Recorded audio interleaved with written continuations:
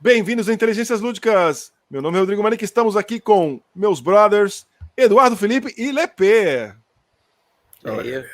Então, Eduardo Felipe do Jogada Histórica, por isso que ele está aqui, né? Ele tinha que estar aqui. Por que você está aqui, Edu?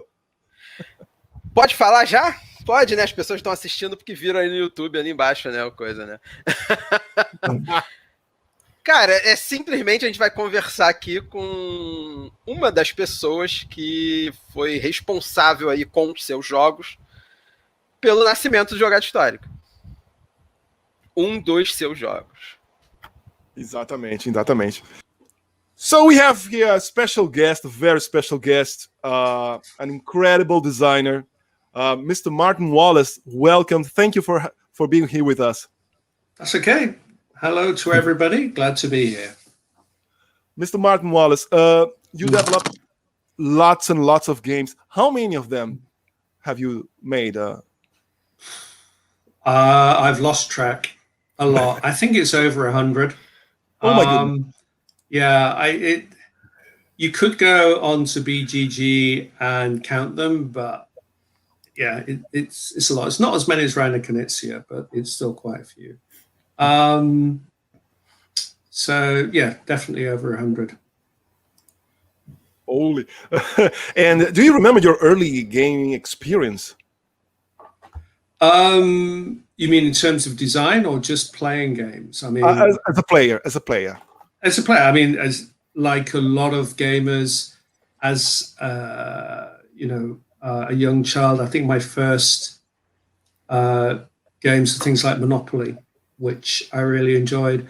I was also into like a lot of boys, you enjoy playing cowboys and Indians or games like that, So I also enjoyed making up my own rules for using little Airfix figures, the World War II figures, just simple rules, roll dice to see if you hit kind of thing.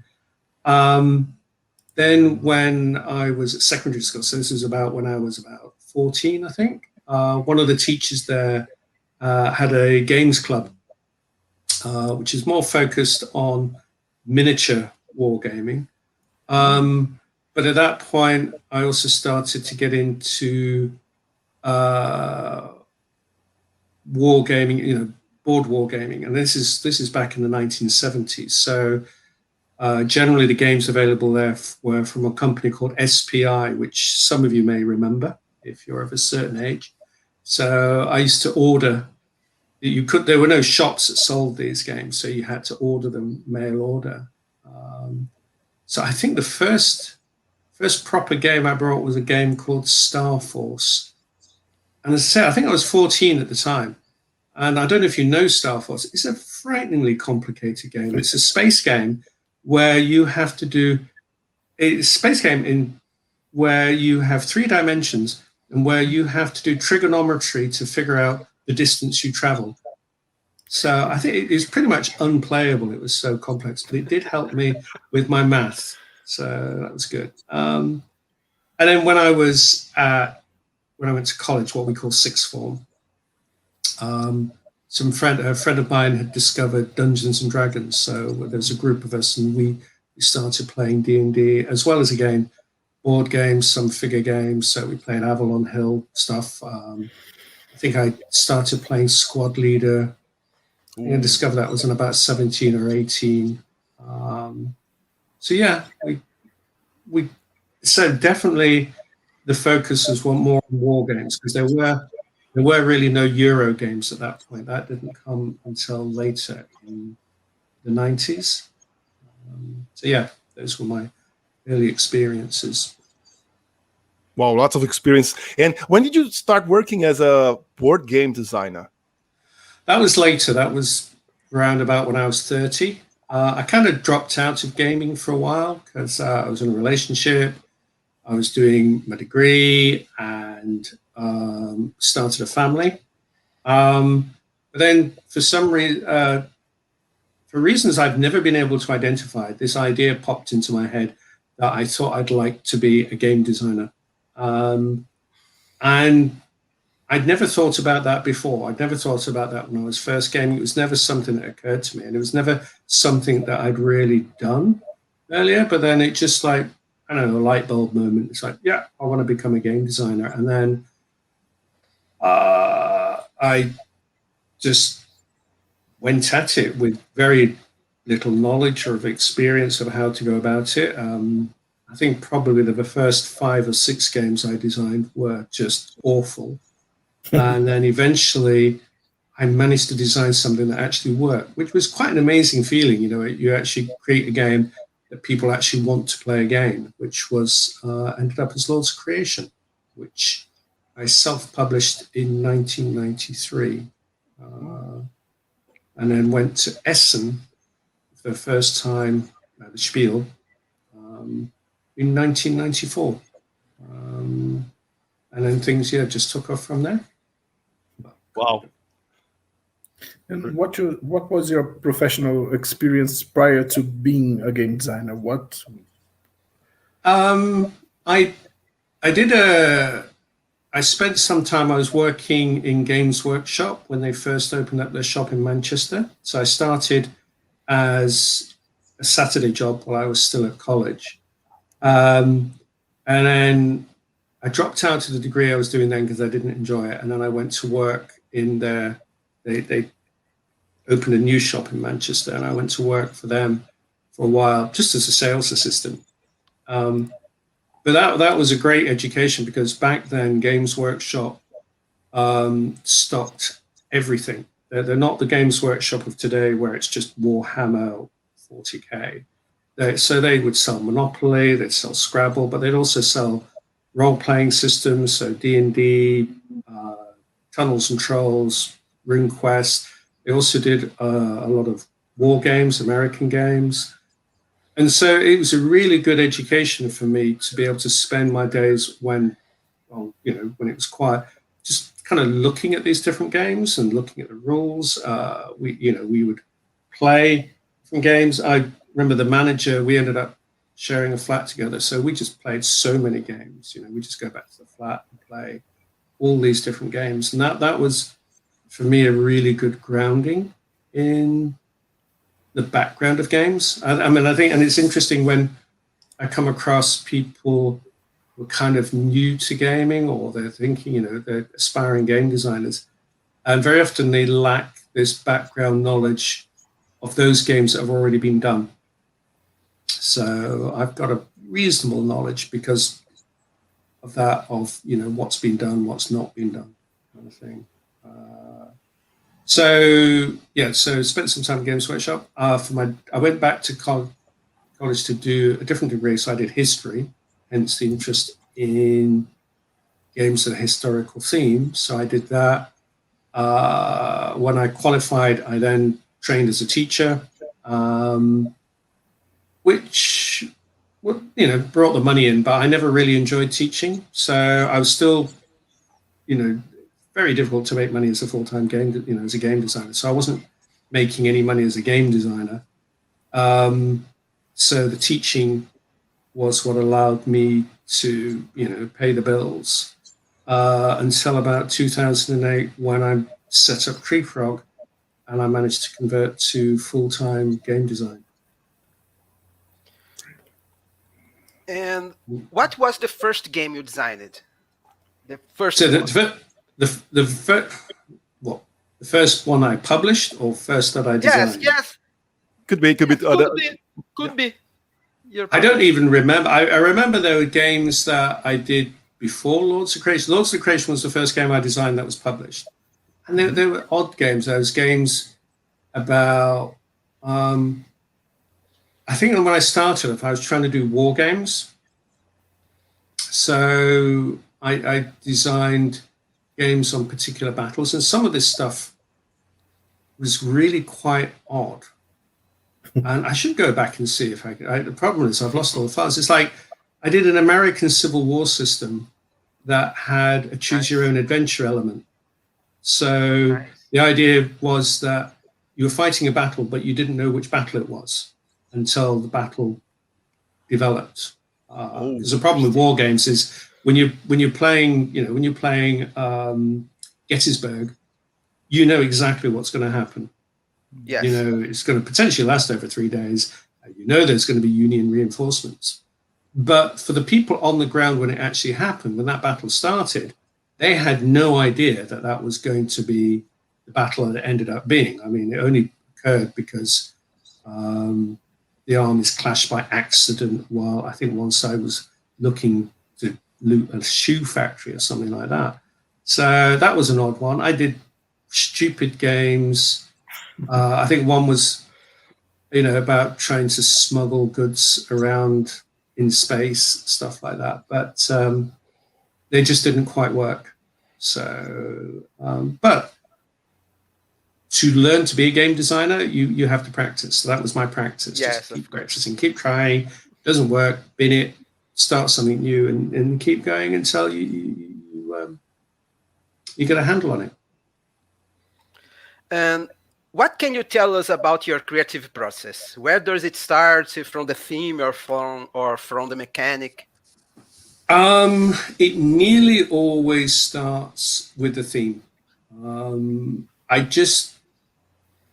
For me, that's the interesting challenge, is that you pick a theme, you go and research that theme, and then you try and analyze that theme so that you understand the core elements of that, and then you try and model that within a game system. So for me, that's the interesting challenge. I've the process of starting with a mechanism, then trying to apply a theme to it, I always feel that ends up feeling disjointed and can be quite unsatisfactory. And I also find that when you start with a theme, it can lead to mechanics that you might never have thought of. Trying to think of a good example of this, but it's like the study Struggle of Empires. Struggle of Empires, as you're probably aware, is based in the 18th century, and it's about global warfare. And from the reading I did, the key thing I took away from that was that in each war, countries always form two sides. So I thought, right, okay, so alliances are the key thing here. So I'm not going to worry too much about having a complicated combat system, stuff like that. The key thing is who you ally with, and the fact that alliances will always be two factions. You never have a three-way war. It doesn't happen. You join one side or the other side. And that's what, for me, creates the feeling of that period, because alliances were the crucial thing. And who you allied with, it wasn't necessarily allying with your friends. Sometimes, certainly within the game, you're allying with your enemies because you don't want them to attack you. That mechanism came about because of choosing the theme. A more recent example, I mean, it's not a historical theme as such, but as you're probably aware, I've done a game for Cosmos based on the computer game Anno 1800. And I don't play computer games, so it would have never have occurred to me to look at Anno 1800 and say, oh, I'll turn that into a board game.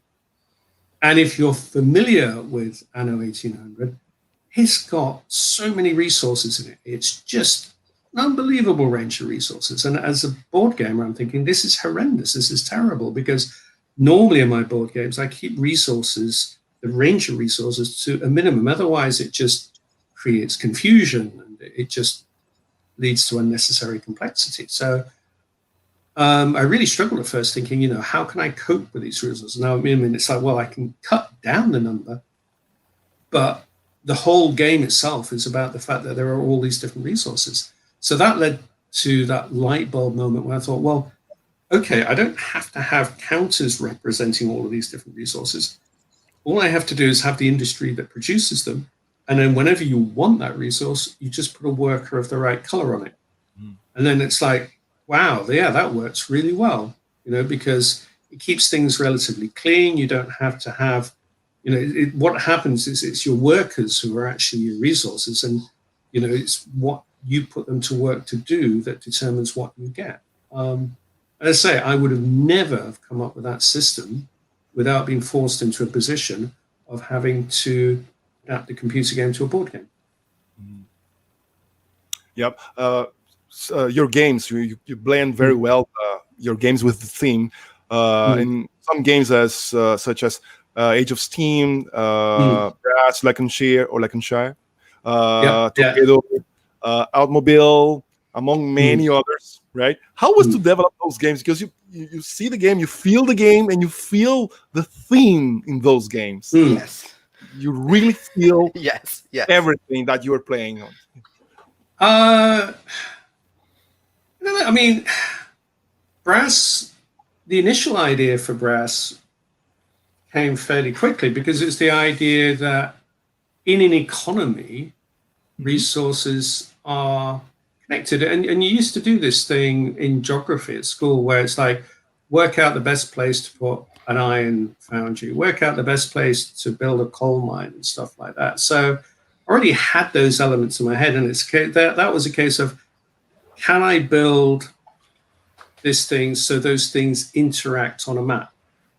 And so the initial design came about quite quickly. The problem with Brass was developing it, because I had to make sure everything was in balance so that, your coal didn't go crazy one way or the other way, so that things are always available, but there wasn't an overabundance. So that was really the struggle with Brass, was a lot of playtesting time on development.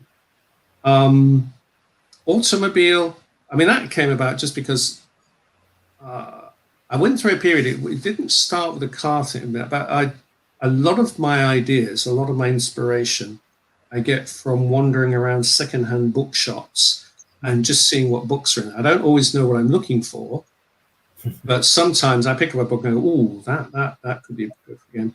Now, Automobile actually started because I picked up a really nice book on old airplanes. And I thought that would make a nice game. But then I thought, well, what about a series of games that, based on transport?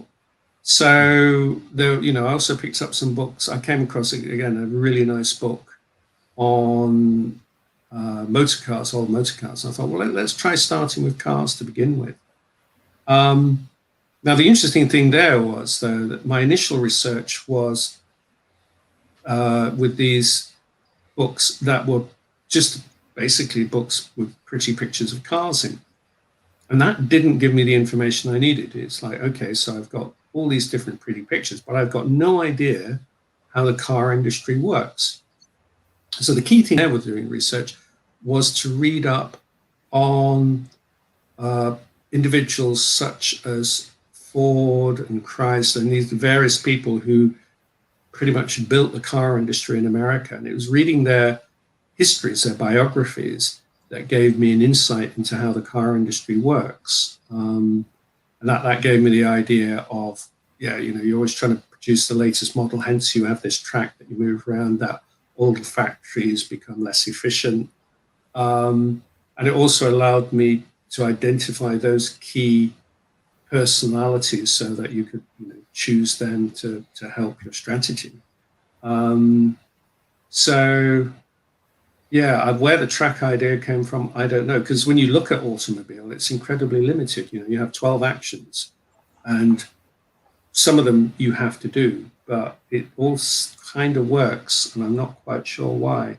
But yeah, the key thing with all those games is just doing a lot of research until you've got a feeling for the theme.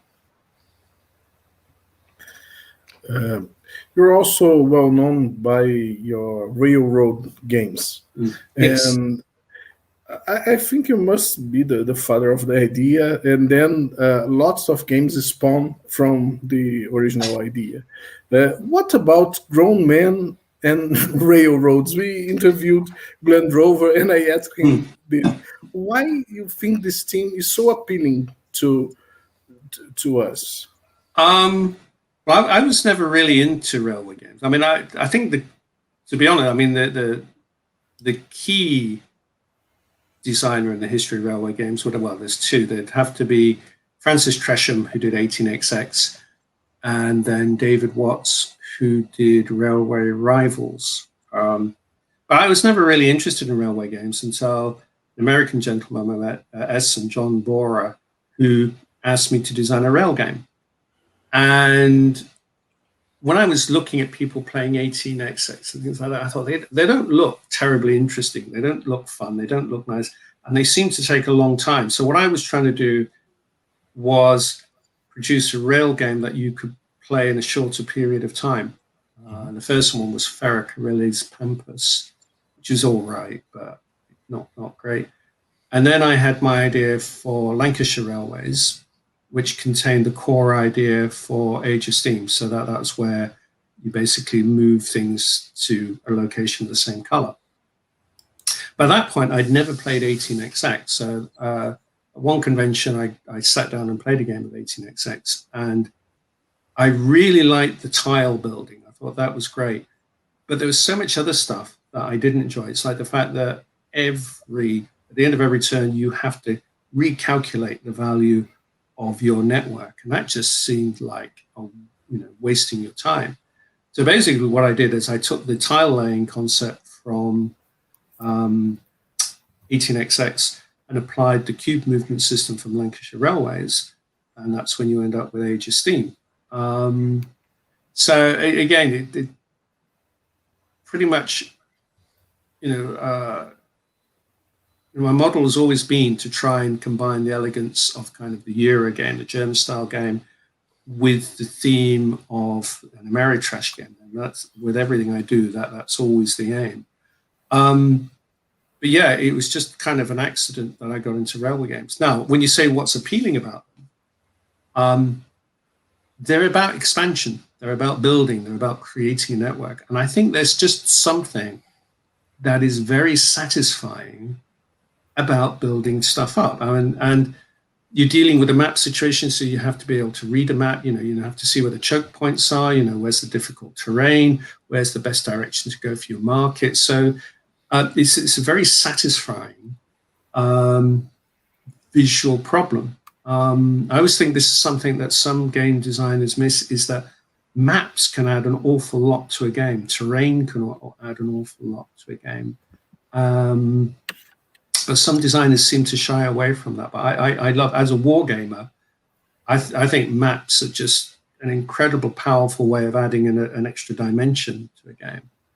But yeah, I think the key thing is you're building something. And it's interesting because there's been a couple of games that tried to do things in reverse ways. They like, you start with a big network and then it all gets eaten away. There's been a couple of games on like the the Confederate railways in the American Civil War, where they had to basically cannibalize their railways to survive. So they were losing track. And for me, those games never work because that's a bad feeling. Seeing something collapse, seeing something get smaller, it doesn't make you happy. Whereas building stuff, it makes you happy. Mm-hmm. Yeah. Amazing. We have played, especially me, Rise of Empires, which is it's a great game. It's one of my favorite top games, and we have the map is separated. It's 3 parts, right? The first era, the second. Yeah. It's an elegant game. It's a very elegant combat system, right? With the cubes, right, and the tiling systems. Do you have any plans of releasing it? I don't have any plan. Technically, I don't publish games anymore. That's not quite true, because I do have plans to publish one game later this year. That's another story. The Rise of Empire title you couldn't use because it's tied to a computer license, so you couldn't release it under the same name. I did work on using the kind of there and back mechanism, as you place discs and then you have to remove them. I tried applying it to a different theme, which is a space theme, but it was just a bit too generic. It didn't really have a lot of flavor to it. So I suppose it depends. If a company came to me and said, yeah, they were interested in redoing it under another title, I would be fine with that. But I think the problem is, that it's great that you really enjoy the game, but I think other people, it's not perfect. It's not without its flaws. And so I don't know. It's a long time since I played it. I don't know how well it's aged. It'd be nice if you could shorten the gameplay a bit. That would be good. But I don't know if it's aged well. And in terms of doing a civilization game, I mean, what I'm working on at the moment is I'm working on a civilization game that uses the core mechanics of Anno 1800, which I think does better justice to the theme in that it's got a greater focus on, it's got a tech tree, it's got a greater focus on technological development and the way different things interact with each other. So yeah, no plans for Rise of Empires. So sorry about that. I will have to stay with my copy. Has a split corner, but it is mine. Okay. Yeah. You worked as a teacher, and your games they are thematically accurate because you are a history teacher. Do you think does it feel like you're teaching through a different media when you do these games with that profound base on history? I like to think that if you want to learn from the game, then you can learn that the things that you learn are valid, that they're not, that they're reasonably accurate. But I'm not a big fan of the idea of games that actively try to educate you, because people play games to have fun. First and foremost, you should be having fun. Now, I do think games have a powerful educational dimension to them, but almost in a roundabout way. I mean, a simple example is, because I used to play a lot of war games, and you're playing on different maps of different parts of the world, it teaches you a sense of geography. It means that you're aware where different places are. Now, it's not actively trying to teach you geography, but it does. And you learn through personalities in history. You can learn that way. Again, you're not actively trying to learn about those persons, but just by playing the game, you're exposed to historical characters you either you've never heard of or you only be barely familiar with. So yeah, I think it's nice. It's nice to try and make sure people draw the right lessons from the game. But yeah, I think if people learn something from the game, that's great. But I don't think people should be forced to learn. Mm-hmm. Do you still paint miniatures? No. That's a great big time sink. I was never I used to paint them when I was at Games Workshop because we have to paint them for the display, but I was never a great figure painter, and it's really boring. It's really dull. So I think the last time I painted up some, little 6mm American Civil War figures for a game design I was working on, because it was a figure system. But no, I wouldn't even know where to begin to start painting now. So no. You told us the game is to have fun, right? Mostly. Yes. And by the way, with Hit the Road, a game released, it was in a moment where lots of zombie games were coming. The hype was so high. I think it's kind of still is, right? But Hit the Road game, Hit the Road came to in a release, and among those games, but you brought such freshness and a unique way to play. You are driving your car, Road 66, going to Chicago, I believe, and you have all the kind of the mechanics you brought to that game. How was to develop that game in a moment with lots of zombie game and yet a unique game, original one? Yeah, it just completely by accident. It was. I'm not into zombie games. I'm not a big fan of zombies. So it wasn't a case of, oh, I must do a zombie game. There was two things that came together.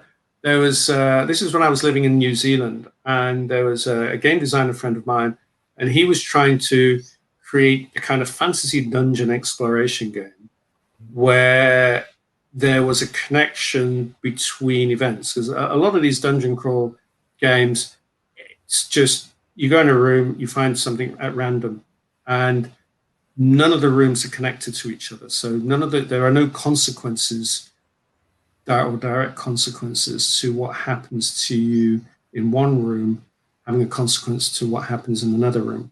So he was trying to solve that problem, but it didn't really work. But it gave me this idea of it's an interesting problem to solve. Mm-hmm. So that was kind of the genesis of the zombie game, although I think I might have had a fantasy theme at that point. But the idea was that, as you know, in the zombie game, there are certain things you do at a certain point in the game which may or may not have consequences later on. So that was a key concept. So I kind of had that as an idea that I was working on. And then I was contacted by a group in Auckland who wanted to do this live action zombie event. And they asked me if I could just input onto the kind of gaming elements of it. So I went down there for a meeting to chat with them. And during the discussion, I mentioned that I had this game, and they said, and I could adapt it to a zombie game, and maybe it can be released as part of the event or something. And I really liked that idea. So I went away and converted it to a zombie scene. But then the event itself, they decided to go in a different direction. So I wasn't involved in that. So I ended up with a zombie game, not knowing what to do with it. And this is quite a few years ago, when I was over in Europe for one of my trips, I popped in to see Space Cowboys in Versailles just to show them what I was working on and say, these are the things I'm working on. Let me know if you're interested. So I didn't think the zombie game would be of any interest to them. And they said, no, we really like this. And I'm like, oh, okay, fine, cool. There you go. And so they did a massive amount of work on it. I mean, they really, the way the game was presented, it was all down to them. So they did a really good job of developing that. Yeah, it's interesting. I mean, I figured, it's a zombie game where it's not just about shooting lots of zombies. I mean, yes, you are shooting them, but it's more about trying to survive to the end. And I mean, it did okay, but it didn't do amazing. But there we go. People the game was not released in Brazil, so people usually buy, and before their games, it hasn't been released in Brazil. It hasn't released this one, yes, and among others, Australia, but people, they import, they buy and they purchase, and and they are really happy. Yeah, it's about my question. They buy because it's a Martin Wallace game. That's good. That's good. Yes, that's what we think here. Yeah. But we know that most of your games are really into historical events and CV and have games. When do you decide to start working on different games like Australia, Mongol Invaders, some games that appeal to a wider market? Well, I mean, Moongar Invaders, that came about because I was asked by the organizers of an event, an Italian, the play event in Italy. They asked me to design a game around these creatures that they use for marketing purposes. So that was purely a commission job. It's like, take these creatures, make a game around them. Australia came about because this is while, we, whenever I visit somewhere, I generally pick up books on the history of that place. Mm-hmm. So that's why I did games like Tinner's Trail, because my girlfriend, my partner and then wife, her parents lived in Cornwall. So every time I go down to Cornwall, I'd pick up books on the history of Cornwall. And then I ended up doing a game on the history of tin mining. Another example is Last Train to Wensleydale. We used to go to the Yorkshire Dales a lot. And every time we go there, I'd pick up books on the local history. So we went to Australia the first time in 2009, and as I do, I'd pick up a couple of books on the history, and then that's when Julia decided that she'd like to move there, and then that's why we ended up first moving to New Zealand and then eventually to Australia. But so we visited Australia a number of times, and I keep picking up the art book and thinking, yes, at some point I'd like to do a game about Australia. The problem with Australian history is there is no way of dealing with the indigenous tribes without upsetting somebody. Because basically, if the game is about settling Australia, there's a lot of barbaric events that happened that still resonate today. And it's like, it's not something as a game designer I wanted to get into, because there are no winners in this scenario. You're going to be upsetting somebody, and it's just not going to end well. So I'd already done a game called A Study in Emerald, which combined real world characters with fantasy elements, which again was done, and it was the same logic applied in that A Study in Emerald was based on a book, a very good book on the history of anarchism. And I thought, there's a really good game there. But the problem with that theme was basically it's about blowing up rich people. And I thought Americans are not going to go for that because they like rich people. And the idea of just going around and blowing them up, well, that's just not going to work. So that's when I had the idea of like, well, if we're blowing up monsters rather than rich people, then nobody's offended, because monsters have no rights. I mean, there's just no protection. Nobody cares about their feelings. It's just like, it's fine to kill them or whatever. And so it was the same approach with Australia. I thought, right, okay, if I say you're colonizing a world and the things you're fighting against are monsters rather than already existing tribes, people, that sidesteps the cultural issues or the political issues around that theme.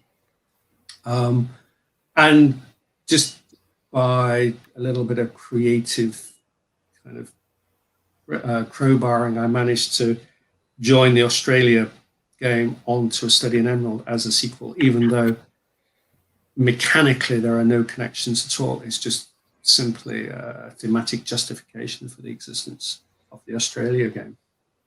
Yeah, I just thought it was. Yeah.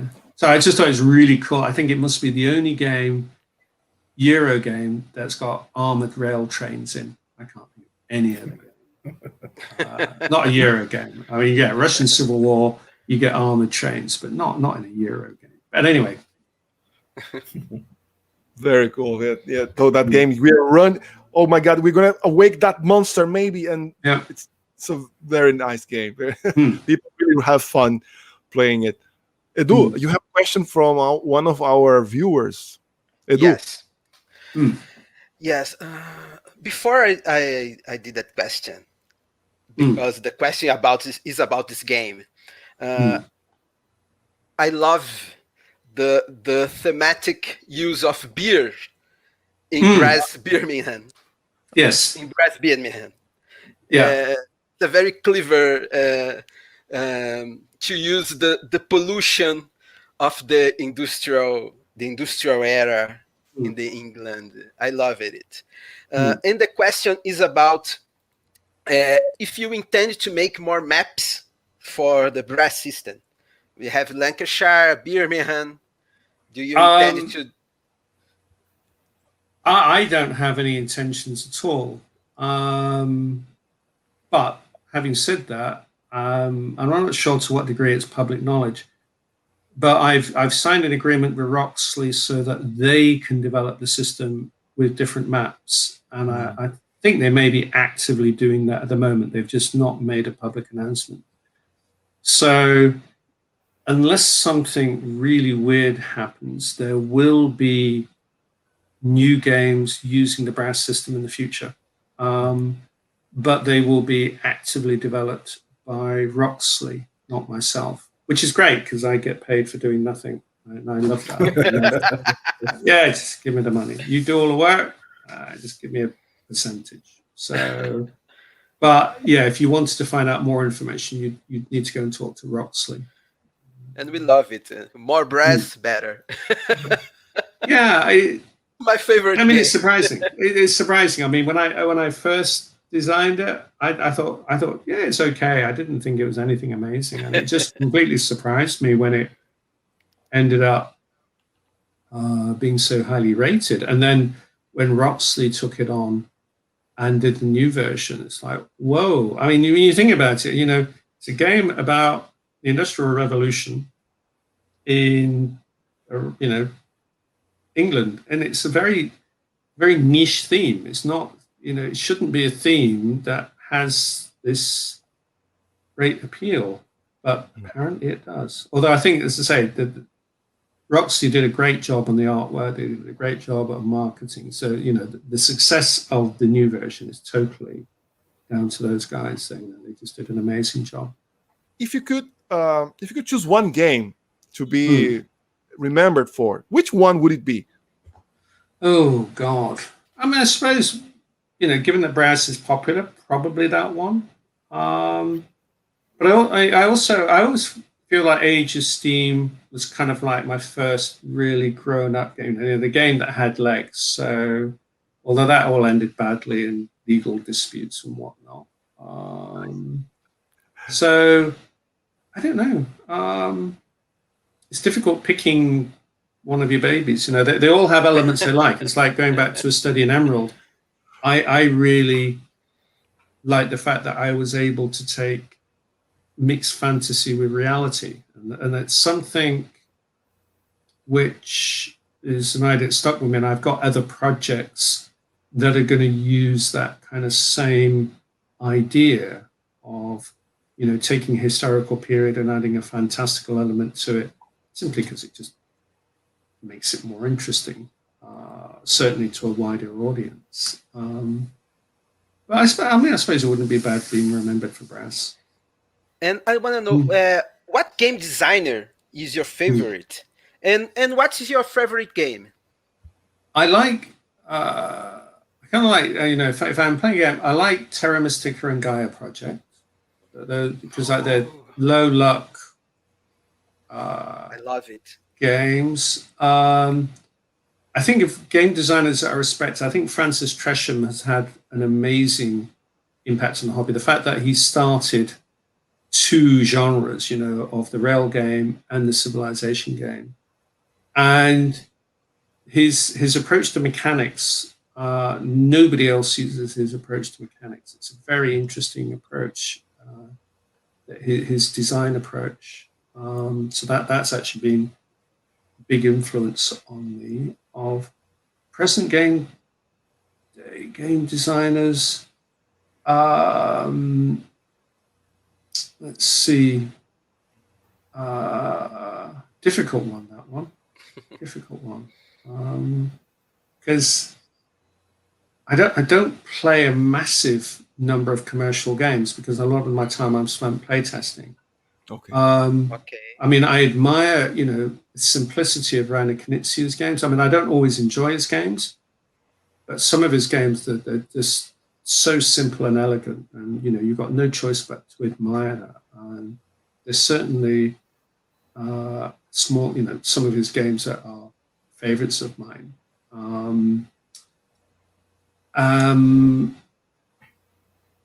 Yeah, I don't no outstanding favorite. I don't follow game designers in that way. Especially if I like the game, I like the game. I mean, it's like I've got a lot of Matt Gertz, Concordia. That's a game I enjoy. So I like some of his stuff, but I don't like all of it. I like Matt Gertz. Matt Gertz is a friend of mine, so it's great I meet with him. But I think of his designs. I enjoy Concordia. I'm looking up. I've also got Imperial, but haven't had a chance to play it for ages. I thought that was an amazing game. It's just a little bit longer to play and harder to get to the table. But he's got a nice, clean design. It's just sometimes the rondel thing, when it works, is great. When it doesn't, it gets a bit dull. So I never really cared for Hamburgen because that just felt a bit flat. But yeah, his nice, solid, central mechanics, relatively simple rules, a really interesting game situation. What game would you like to have created? What game would I? I think from a financial point of view, I'd really like to have created Magic the Gathering because it just wouldn't have to work again. Is the simple answer to that. I don't know, because, you know,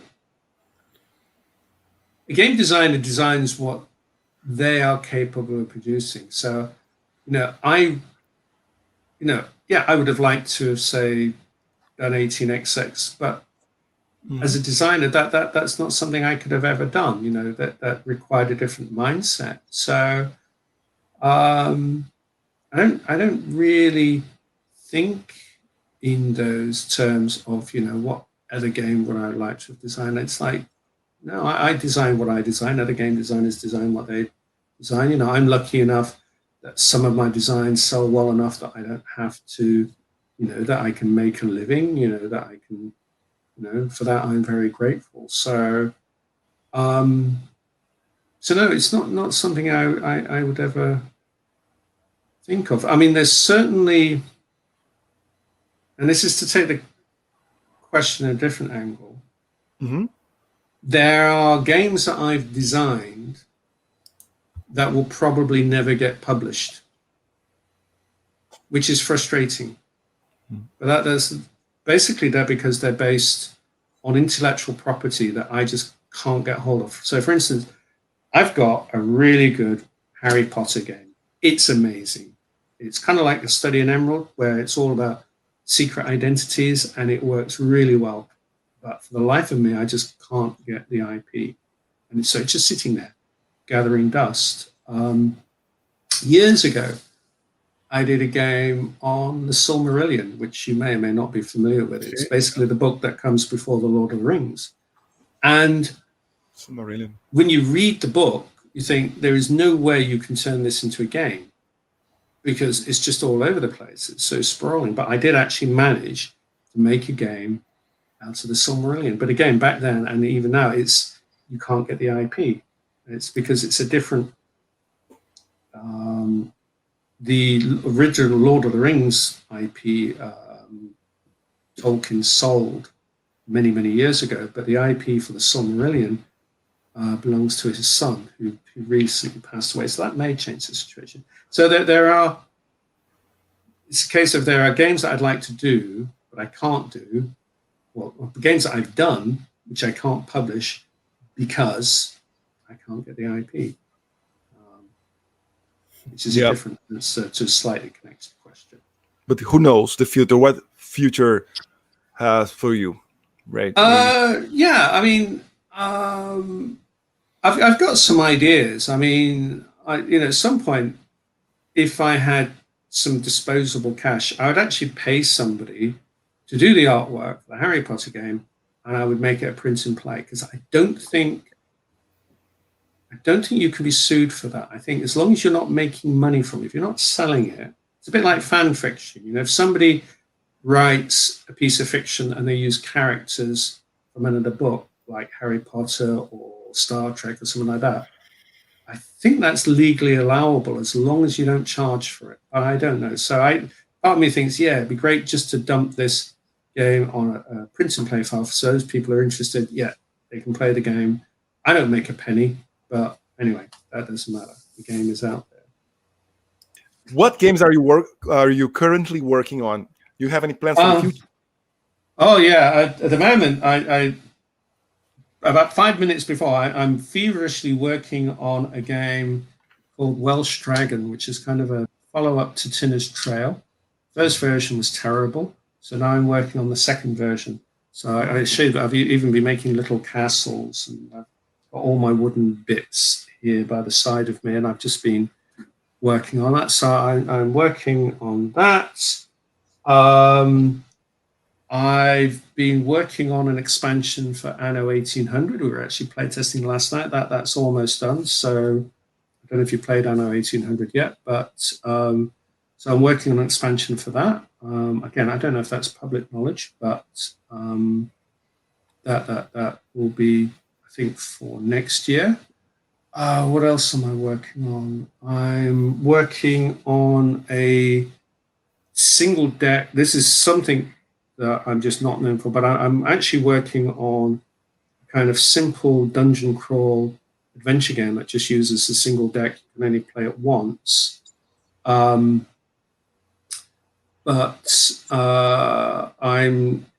using the Fighting Fantasy books because I got permission from Ian Livingstone to do that.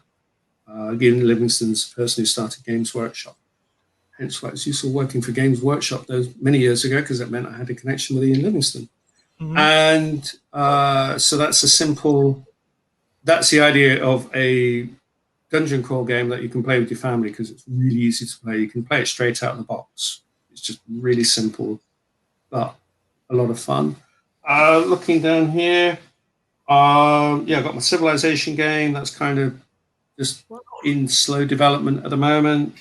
I've been working on a game that is a fantasy rock music game, which I'm kind of working on with my friend in New Zealand, Amanda Milne. Although that's kind of in hiatus at the moment because I'm struggling with that one a bit. So I'm working on lots of stuff. Oh my goodness. Different games. Yeah, lots of stuff. We've got an ancient Rome game, but that's tied to an IP, and we've not got the IP yet. I've got other games that are just kind of gathering dust, which I should do something with, but sometimes you can't always find the right publisher. The other thing is the game I'm working on myself, which is a game called Bloodstones, which, because it's going to be so expensive to produce because of the components, that I'm going to publish it myself on Kickstarter. So it will just be direct sale only on Kickstarter. So just getting the artwork sorted out for that and trying to get a prototype produced in China for that. Because this game is, it's a war game. It's a fantasy war game. So the theming doesn't sound very interesting, but it works really well because it's the components. You have these little. I've got a copy here. Just I'll show you. Okay. The key idea is, if I can get the bag open. Yeah, the key idea is you have these little tiles. So these will be produced as kind of high impact plastic tiles, like the pieces in the Zool. Mm-hmm. So the idea is the tiles have information on. So this is a dragon, for instance. So over here, it tells you how many other tiles you have to chuck away to build it. Then this tells you it's a dragon, and then this is a pip value, and you use your pips for spend for movement and so on. So basically, you've either got tiles in your hand that you can use for other things, or you build them and put them on the board. So in that sense, that's what creates the interest, in that if you build all of your tiles that have got a high pip value and put them on the board, then you don't have them in your tile cycle to pay for movement. So that causes an interesting situation. And as I say, it's asymmetrical. So it's like the one I just showed you. They've got these dragons which are awesome. They will nearly always win a fight. But the problem is, if they do win a fight, they fly away, because it's like, I've eaten now, I'm just going to go and sleep for a few years. So it's like, they're like this one-use nuclear weapon. It's like, so when do you use them? Because if you use them at the wrong point, you've wasted them. And you've got your giants who like building walls, and they're good at defending. And you've got your necromancers, and if they kill one of your units, they raise it up as a dead, and they can build an army of zombies. And you kind of got these horse lords who are just more, generally more active. And then you've got a race of kind of Vikings who are good with ships. And then you've got your Chaos Horde, who are like your barbarian hordes. And they're just horrible, because in this game, normally what you're trying to do is build villages. That's how you get victory points. And that's villages determine where you can build units. And so basically you're trying to build your villages and then protect them. But the Chaos Horde, they don't have villages, and they just go wherever they want, and they just burn things to the ground. So it works really well, but the rules are relatively simple, but there's a lot of depth to the game. So that's that's a game I'm pretty excited about. Certainly everybody I've played it with has really enjoyed the game. And, you know, if you're a Euro gamer and you like war games, you'll love this game because it's kind of got the Euro game simplicity, but it's got the depth of a war game where it's like, yeah, how do I protect my flanks? Where do I build my castles? You know, do I, try and stay friendly with this person over here so I can attack that person and so on. So, yeah. So, wow, that's what I'm working on. Now the four of us were overexcited for this. We're going to stay tuned. We're going to stay tuned now for the Kickstarter. Yeah, it's just being very slow at the moment. I've got somebody, I'm trying to get a team together. So I've got, because I'm not very good at doing social media. So I'm getting together a team of people who are going to help me run this. It's just that for me, the next key step is to get some physical prototypes because a lot of the appeal of the game is what it looks like physically. And that's the thing that's just taking longer than it should do. But once I've got those, I can send those out to reviewers and people who do game videos and so on, just to start raising awareness of the game. Nice. Oh, okay. Okay, Mr. Martin Wallace, we would like to thank you very much for your time. It's amazing. That's okay. My pleasure. And I have friends, and the people who watch the show will tell me for sure. And now, Rodrigo, you can close the channel. Yes. You have the highest moment. And we'd like to thank you very much for your time with us, for sharing all, and especially thank for all the people, our viewers here in Brazil and Latin America, who have at least one of your games, your game in their shelves. And you're all, although you are not, we haven't met in person, you are here in our shelves, our heart with your games. Cool. Yes. Okay. Thank you for the talk and thank you for your games. That's great. No, it's happy to share these things, so that's all good. Thank you for inviting me on the show. Great. Okay. Good to see you all, and yes, see you again sometime. Hopefully. Okay. Yeah. Cheers. Okay. Bye. Bye.